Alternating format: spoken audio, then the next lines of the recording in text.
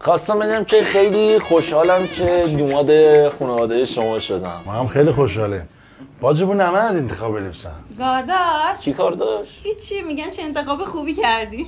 خواهش میکنم. نه görürsən babam müqəssirdir ya. Ne bala özləri intikab edeyim. Ne kadar sana dedim kız bu sardalyen değmez. Ama kulak asmadın dedim ben bunu istiyorum. باجه سیستم نواخ چی میگم؟ هیچی، دارن تیپ و قیافت تعریف میکنن. قربون لطفتون بشم. نه صفه اولو صفه elə gülür.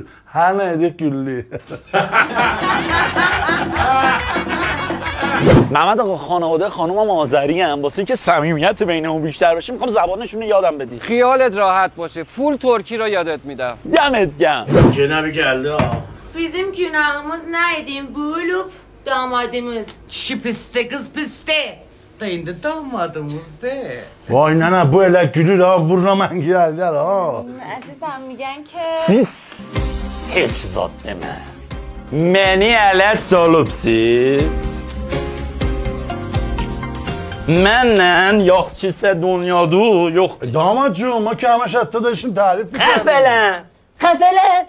Sən çox gözəlsən. Sikim sənin sifət yox. Bəli.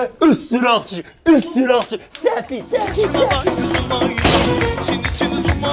Türkü köy yad gələ.